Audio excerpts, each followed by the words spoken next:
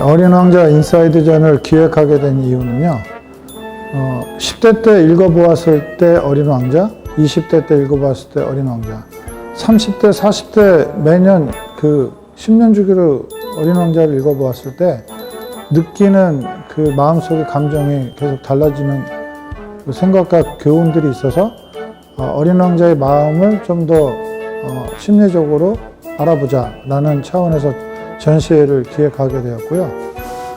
어린 왕자와 만나는 순간 삶의 진정한 가치를 만날 수 있다라고 생각을 합니다. 그 순수성을 허락하지 않는 세상, 1943년 4월에 어린 왕자가 처음 출판을 되었는데요.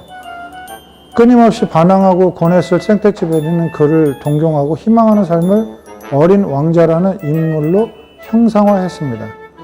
여기에서 나오는 그 6개 별의 각기 다른 인간의 모습들을 보실 수 있고요. 그들이 가진 권력, 허망, 자기 학대, 물질들 이런 것도 현대 사회의 세대를 불문하고 마치 다른 삶들을 통해서 나를 생각해 볼 수 있는 그런 기획 전시라고 생각합니다.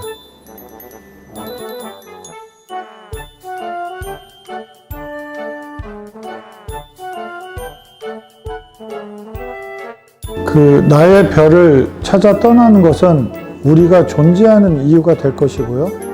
내가 살아가야 하는 이유, 내가 가야 하는 길, 꿈꾸는 나의 별을 어린 왕자와 함께 떠나보자는 그 기획을 했고요.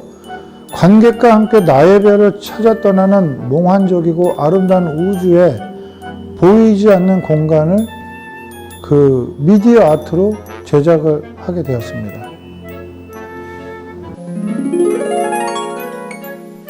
안녕하세요. 어린 왕자 인사이트전 전시 코디네이터를 맡은 김미정입니다. 반갑습니다. 저희 어린 왕자 인사이트전은요, 첫 스타트를 이렇게 시작합니다. 어우! 밀림의 커다란 뱀이 맹수를 잡아먹는 이야기부터 시작이 되지요. 궁금하시죠? 이제 다음 장으로 넘어가도록 하겠습니다.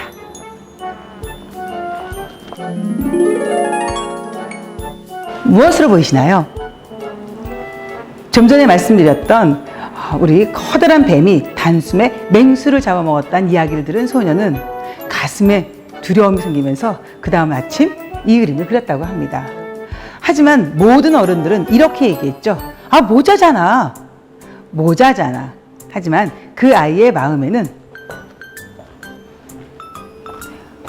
커다란 보아뱀이 코끼리를 단숨에 잡아먹은 것을 그린 그림이었죠.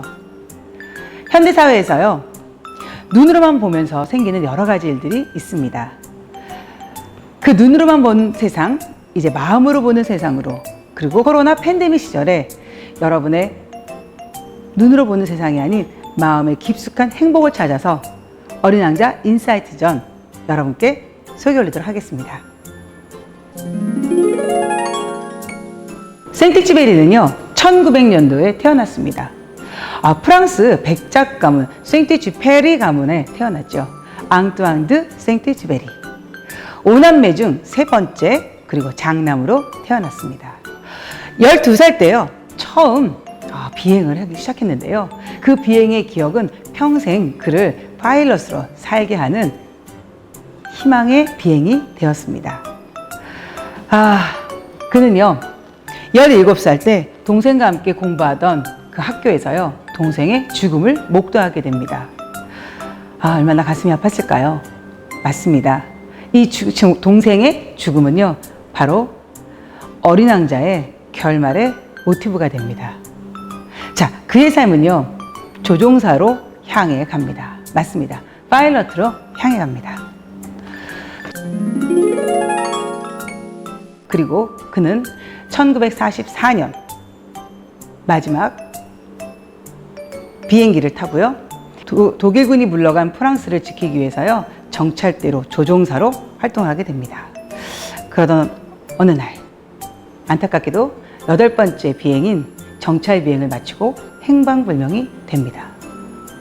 어떠십니까? 이 생떼쥐브리의 삶이 녹아있는 어린 왕자, 그리고 그 어린 왕자의 내면을 깊숙이 파고들어 코로나19 팬데믹 시절에 저희 대한민국 국민들에게 희망을 주고 자기 자신을 잃지 않는 행복을 주는 어린 왕자 인사이트전 다 함께 보시겠습니다.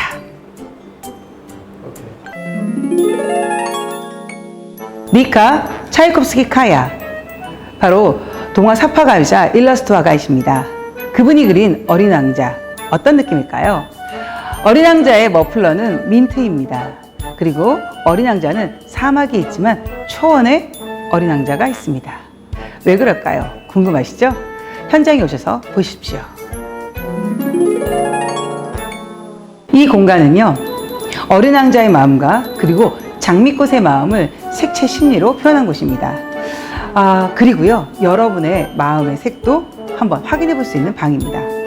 홍자한 작가님이 어린 왕자의 마음을 그렸다면 남기희 작가님께서는 장미의 마음을 그리셨습니다.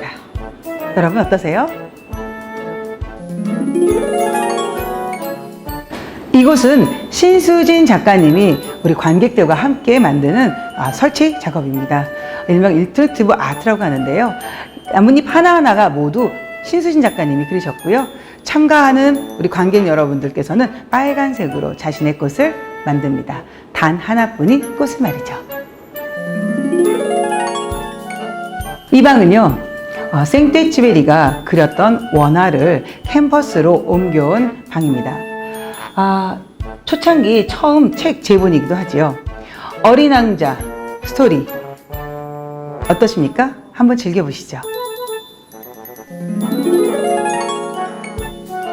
향기가 나는 것 같이 느껴지지 않으시나요? 이곳은요, B612에 남겨진 장미의 모습을 형상한 방입니다. 장미는요, 지구로 떠나간 어린 왕자를 기다리면서 어떤 마음으로 있었을까요? 이혜지 작가님의 그림과 정세영 작가님이 함께 콜라보레이션 하고요. 그리고 유세영 작가님이 함께 하십니다. 서양에서는 무지개 끝에 금은보화가 있다는 이야기를 합니다. 작가 이경자는요, 양을 그려달라는 상자, 우리 조종사가 그려진 양상자를 무지개로 보았습니다. 그래서요, 무지개가 넘실대는 멋진 천으로요, 거치고 들어가면 양이 숨겨져 있습니다. 여러분, 양을 한번 찾아보시겠습니까? 여러분의 행복을 말이죠. 어린 왕자는 과연 지구로 돌아갔을까요? 뱀은 지혜와 치유의 상징이라고 합니다. 눈으로 보았을 때는 어린 왕자는 죽음으로 맞이했겠죠.